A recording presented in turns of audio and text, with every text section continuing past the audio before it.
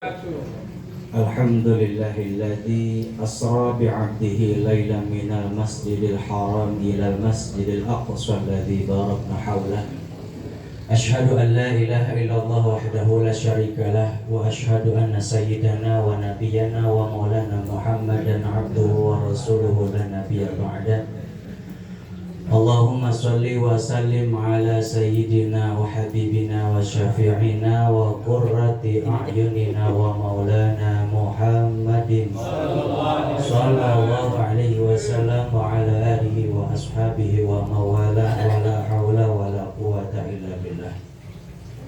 Hadratul kiram, para asatidz, para orang tua, para guru, tokoh agama, tokoh masyarakat, wabil khusus guru-guru kita, orang-orang tua kita, Ki Zain Zainuddin, mata'anallah bituli hayati. Kita doakan mudah-mudahan beliau terus disehatkan oleh Allah Subhanahu wa ta'ala. Juga Ustaz Rosimin Anwar, Bapak Ustaz Sahrudi, Bapak Ustaz Tia, Bapak Musri, Bapak Muiz, serta Sahibul Hajat atau Sahibul Bait, Ibu Haji dan sekeluarga, serta para jamaah yang tidak bisa saya sebutkan satu persatu. Mudah-mudahan semua sama-sama dirahmati oleh Allah Subhanahu wa ta'ala. Amin. Puji serta syukur mari sama kita haturkan kepada Allah Subhanahu wa ta'ala. Alhamdulillah, kita masih diberikan kekuatan, kesehatan oleh Allah untuk sama-sama duduk di majelis ilmu dengan sama-sama memperingati perjalanan suci rihlah muqaddasah Rasulullah SAW. Mudah-mudahan kumpulnya kita, bacaan sholawat kita senantiasa menjadi penyebab para penghuni di dalamnya majelis ilmu ini senantiasa diluaskan rezekinya, Amin. diselamatkan di dunia dan akhiratnya, Amin, dan dimudahkan segala bentuk urusannya. Amin ya rabbal alamin. Sholawat serta salam mudah-mudahan Allah senantiasa sampaikan rahmatnya, Allah curahkan kasih sayangnya kepada Nabi yang mulia, Nabi Yuna Muhammad Sallallahu alaihi wasallam. Semoga rahmatnya Allah, kasih sayangnya Allah juga tercurah kepada para keluarganya, para sahabatnya, tabi'in-tabi'atnya, terkhusus kita selaku umatnya. Mudah-mudahan kelak nanti di yaumil qiyamah kita sama-sama semuanya mendapatkan syafaat dan pertolongannya. Amin. Ya rabbal alamin. Hadirin jamaah yang dirahmati oleh Allah Subhanahu wa ta'ala, tepat di hari ke-27 atau ini tepat malam ke-28 di 1000 tahun yang lalu, baginda Rasulullah Shallallahu alaihi wasallam diperjalankan oleh Allah dari Makkah ke Palestina menuju Sidratul Muntaha, menerima hadiah yang tidak ada perantaranya, yakni perintah ibadah sholat. Ibadah sholat berbeda dengan ibadah yang lainnya yang menggunakan perantara dari para malaikatnya. Zakat ada perantaranya, puasa ada perantaranya, haji umroh juga ada perantaranya. Lain dengan ibadah sholat, Rasul yang menerima langsung dan Allah sendiri yang memberikannya tanpa ada perantara di dalamnya. Maka mudah-mudahan kita yang memperingati perjalanan sucinya malam hari ini mendapatkan keberkahan, amin, keselamatan, amin, dan juga manfaat ilmu dari guru-guru kita, amin ya rabbal alamin. Atau Ulang lagi. Ulang lagi. Ini jedai.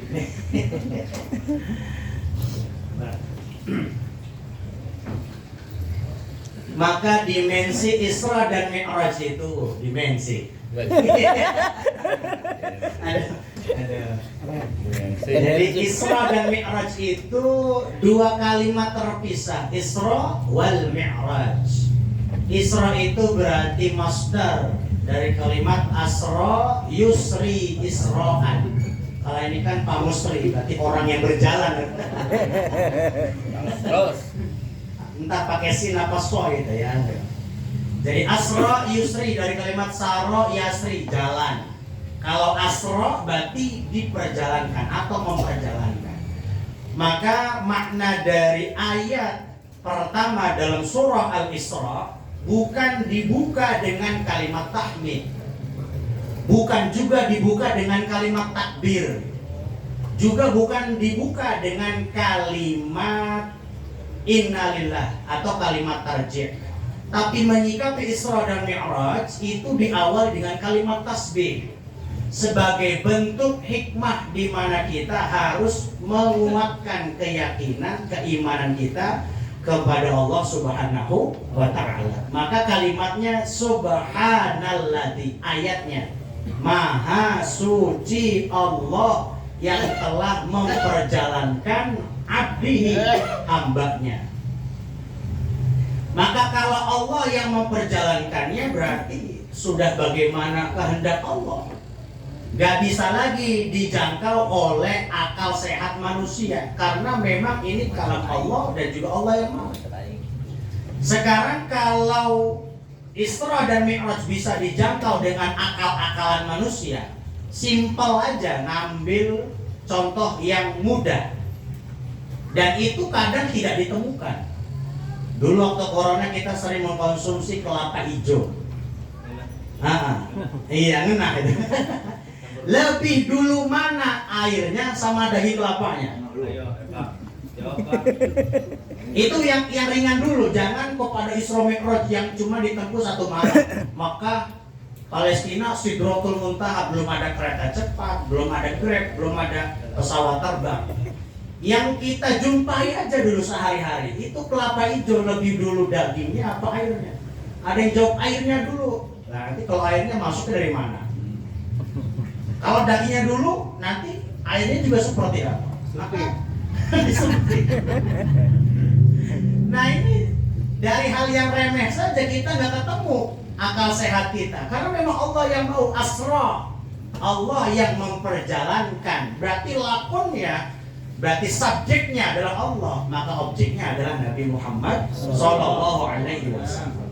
Maka ada 2 nilai di dalamnya dari ayat tersebut yang kita sering hafal dan sering baca, bahkan sering dibacakan oleh guru-guru kita. Yang pertama nilainya adalah nilai akidah, supaya kita dikuatkan keimanannya ketika diberikan satu peristiwa di luar nalar akal manusia. Kita harus mampu sesegera mungkin meyakininya, karena hal yakin itu tidak bisa dinalar dengan akal, harus dengan hati. Belakangan banyak orang rasionalis. Rasionalis itu orang yang akal aja, nggak pakai iman. Itu orang Eropa banyaknya. Jadi sesuatu yang nggak masuk akal, nggak mereka imani, nggak mereka yakini. Bersyukur kita orang Timur itu diberi akal, diberi nafsu, maka akal digunakan untuk membersamai hati dan iman kepada Allah Subhanahu wa ta'ala. Makanya kita beruntung ketika mempelajari aqaidul iman, aqaidul khamsin, wajib hukumnya kan itu. Dalam kitab Aqidatul Awam itu fahfaz li khamsina bi hukmin wajibin. Hafalkan olehmu 50 sifat hukumnya wajib. Berarti kalau wajib al-isabu ala fa'ilihi wa yu'aqabu ala tarikihi. Berarti kalau dihafalkan 50 sifat dapat pahala, nggak hafal itu 50 sifat, dosa jatuhnya. Yang mana 50 sifat itu? 50 sifat itu 41 untuk Allah, 9 untuk Nabi.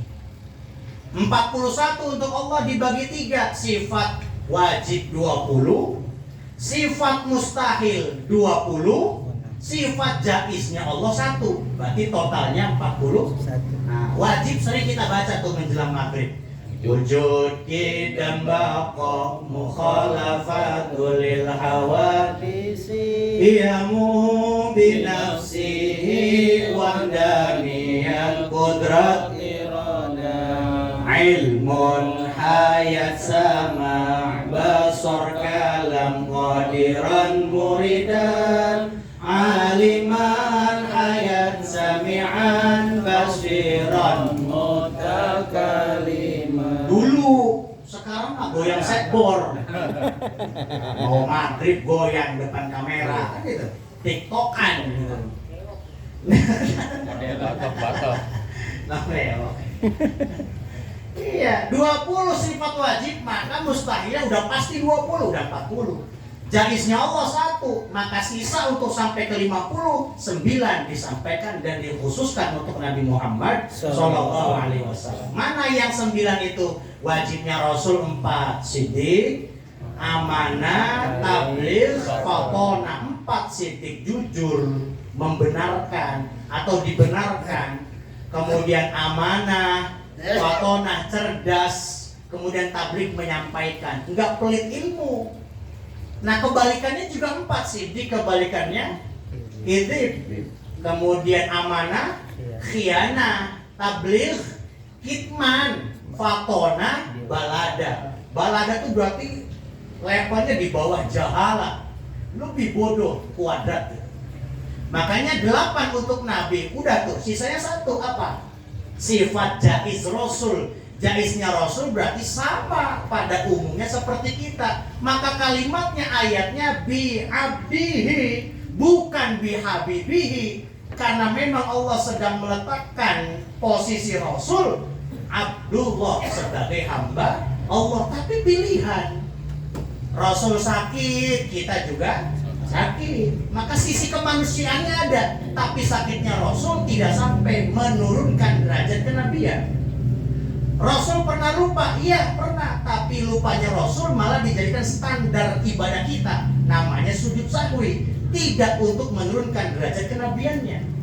Tapi kalau kita lupa, keseringan lupanya. Banyak lupanya malah. Double. Tapi kalau Rasul, lupanya Rasul dijadikan standar hukum. Hebatnya beliau. Makanya tadi bedanya kita dengan Nabi ya kualitasnya aja gitu ya. Sama seperti kita. Tadi kalau Nabi makannya dikit ya. Kalau kita kan dikit-dikit, tapi selendang mayang nanti habis ini makan lagi nih. Dikit-dikit makan ya gitu. Iya, Nabi tidurnya sebentar. Kalau kita kan bentar-bentar tidur sambil jaga warung merem. Iya, apalagi di majelis ilmu atau mulu. Ada yang gak enak kita. Ada yang enak. Di majelis taklim itu paling enak tidur itu. Iya. Kiainya mulai qala mu'allif rahimahullahu taala. Mulai kiainya, mulai juga jamaahnya. Mulai tidurnya. Maka sifat jaiz Rasul sama seperti kita. Nabi nikah ya kita juga nikah. Nabi pernah sakit, sama kita juga sakit. Tapi sakitnya Rasul, lupanya Rasul, apapun yang berkaitan dengan sisi kemanusiaan Rasul tidak sampai menurunkan derajat kenabiannya. Karena memang posisi nama Rasul persis setelah nama Allah, yang menjadi standar di mana nama Muhammad menjadi tawassulan dari taubatnya Nabi Adam alaihi salam. Jadi kalau dilihat la ilaha illallah langsung disambut Muhammadur Rasulullah. Itu kan kalau di kitab Bidayatul Hidayah itu Imam Ghazali merangkum dari di mana Nabi Adam taubat kepada Allah itu bertawassul dengan atas nama Nabi Muhammad sallallahu alaihi wasallam. Kata Nabi Adam ketika diusir dari surga, Nabi Adam bertawassul mohon taubat kepada Allah bi asma'i Muhammadin, dengan nama Muhammad. Kata Allah, "Adam, emang lo tahu siapa Muhammad itu?" Kata Nabi Adam, "Memang saya nggak tahu ya Allah, Muhammad itu nggak siapa-siapanya, saya nggak tahu. Tapi saya yakin setiap nama yang bersanding dengan namamu udah pasti dia zat yang maha mulia.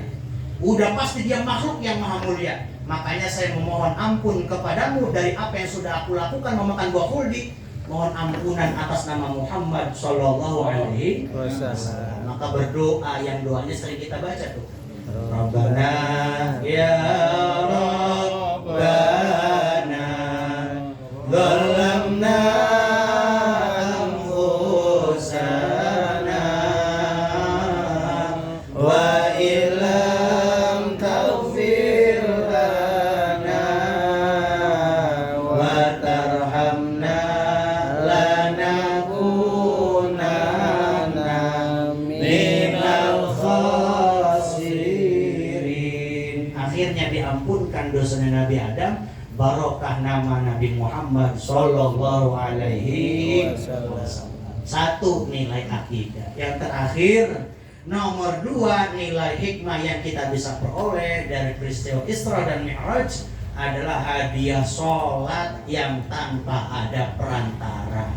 Kalau Allah saja takzim kepada kekasihnya memberikan hadiah tanpa ada perantara, khawatir keintip barangnya. Kita kalau ngasih barang rahasia, gak mau lewat kurir, pengennya langsung ngasih. Berarti kan istimewa itu namanya. Allah yang ngasih langsung, Nabi Muhammad yang menerima. Betapa istimewanya itu ibadah sholat. Maka dalam kitab Isrotul Mi'raj itu dijelaskan kalau kita ngaji itu. Itu awalnya berapa? Khamsina sholatan, 50 sehari semalam. Turun ke langit ke-6 dibegal sama Nabi Musa. Wahai Nabiullah Muhammad, berapa atau apa yang Allah fardukan, wajibkan atasmu dan umatmu? Kata Rasul, khamsina sholatan fi lailin wa yaumin, dalam sehari semalam 50. Kata Nabi Musa, nggak bisa Muhammad. Bayangin sehari semalam berapa jam? 24 jam. Kalau digeder sholat 50 waktu, berarti berapa kali kita sholat setiap 1 jam? 2 kali. Belum azan, belum komat dia. Mau kapan update statusnya kayak iya. Mau kapan buka channel dan YouTube-nya kan begitu. Nggak bisa. Nggak ada. Mau kapan jualannya, mau kapan iklannya, mau kapan nyari uangnya, mau kapan kita bermuamalah dengan manusianya, nggak ada waktu. Kenapa? Setiap setengah jam sekali sholat. Irji' ila rabbika. Kata Nabi Musa, kembali kamu kepada Allah, kepada Tuhanmu, minta takhfif. Apa takhfif? Keringanan, diskon. Dispensasi. Energi. Minta diskon, akhirnya dikasih sampai 25, masih juga 25. Mat 25 kalau dibagi sehari berarti setiap 1 jam kamu sholat. Emang kuat umatmu? Gak bakal kuat. Minta kembali kepada Allah, ringankan apa yang Allah perintahkan. Sampai turun kepada angka 5 sehari semalam. Turun, masih juga ditanya oleh Nabi Musa, Muhammad berapa akhirnya kamu minta keringanan kepada Allah? Khamsu sholawatin, 5 sholat fi kulli yaumin wa lailatin, sehari semalam. Itu masih dikomplain sama Nabi Musa. Aduh, la tatiku dzalika wa ummatika. Kamu nggak bakal bisa Muhammad bersama umatmu. Oke lah kalau kamu mampu, tapi umatmu bagaimana akhir zaman? Yang fisiknya mulai lemah, yang banyak mengeluh segala macam hal duniawinya, sama suatu susah. Mendingan itu 5 kali dibagi selama seminggu. Senin 1, Selasa 1. Iya. Itu kata Nabi Musa. Mantap. Nah, enak sehari sekali kan. Tinggal pilih aja waktunya kapan. Minggu. Tapi Nabi Muhammad nggak balik kepada Allah. Malu justru. Udahlah. Kalau memang umatmu yang 1 minggu cuma sekali banyak yang nggak sholat, biarkan itu umatmu. Karena memang Nabi Musa punya umat, badannya minta ampun. Sholat seminggu sekali nggak ada yang sholat. Seminggu sekali itu. Apa itu? Hari Sabat, namanya Sabtu, itu hari ibadahnya orang Yahudi. Sedangkan Minggu, Ahad itu adalah orang Nasrani. Makanya Jumat dipakai untuk hari raya besarnya umat Islam. Jadi kalau di Palestina 3 hari itu berkoar mulu toa itu. Jumat toar Jumat, Sabtu toar Sabat, sinagog Yahudi. Nanti Minggu toanya orang-orang Nasrani. Haleluya, ada segala macam kan gitu. Nah itu akhirnya kata Rasul, sudahlah. Kemudian dikutip dalam satu hadisnya, qadistahyaitu rabbi mimma ikhtalaftu biha. Ya Nabi Allah Musa, saya sungguh sudah malu. Qadistahyaitu rabbi, di hadapan Allah saya malu bolak-balik mulu. Minta keringanan, minta diskon, saya enggak seumpama. Udahlah, saya cukupkan di sini 5 kali sehari semalam. Siapa yang menjaga 5 itu sehari semalam, maka jaminannya adalah aku dan juga syafaatku. Amin ya rabbal alamin. Maka sholat dalam keadaan apapun, dimanapun, seperti hal apapun kondisi kita, jangan sampai ninggalin sholat. Dalam kendaraan kita diajarkan sholat dalam kendaraan seperti apa. Enggak mesti ngelihat arah kiblat. Di mana arah kita duduk menghadap itu arah supir, itu kiblat kita. Berangkat ke Jawa Timur, keretanya ngadep timur, balik ke kanan. Nanti keretanya belok, ikut belok. Nggak perlu. Ulama udah ngajarin, udah di mana kita duduk pancang ngadep supir, itulah kiblat kita. Nggak perlu kita ngadep-ngadep cari kiblat. Naik kapal perahu tuh bakal weni. Duduk udah diporsikan, ngadepnya ke arah nakodanya gitu. Itu duduk aja udah sholat asar. Nggak perlu nyari-nyari kiblat. Nanti kalau perahunya belok, ikut belok. Nanti kalau bisnya belok, ikut belok. Kan repot. Sholat dalam kendaraan. Sholat dalam keadaan sakit, ya tadi nggak bisa berdiri. Ada solusi, duduk. Nggak bisa duduk karena bisulan misal, ya udah berbaring. Nggak bisa berbaring celentang, nggak bisa juga. Berarti dengan isyarat mata atau hati, nggak bisa juga. Sholatin beda. Arba takbir. Iya proyek. Dia proyek karena tinggi. Sholawat. Gitu. Makanya dalam surah Al-Mu'minun itu kan, qad aflahal mu'minun alladzina hum fi sholatihim khashi'un. Ada ayat yang hampir mirip di ayat ke-10. Kalau kita sholatnya belum khusyuk, mikirin kembalian rokok tadi di mana naruhnya, mikirin naruh motor di mana bekasnya tadi, nggak apa-apa. Modelan kita diajak khusyuk masih jauh, nggak apa-apa. Tapi ayat ke-10, alladzina hum ala sholawatihim yuhafidun. Paling enggak jangan sampai sholat kita bolong-bolong, kudu dijaga. Kalau sholatnya bolong-bolong sehari cuma satu, apa bedanya kita dengan umat Nabi yang lain? Makanya bedanya kita dengan umat yang lain tadi, kalau kita sholatnya 5 kali sehari semalam, kalau umat yang lain 5 hari sekali. Di kita juga masih ada sih yang doyan baru 5 hari sekali, Jumatan.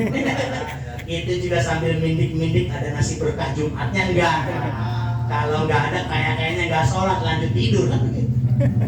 Ya itulah umat Nabi Muhammad SAW. Kita nggak bisa menghujat, kita juga nggak bisa menilai.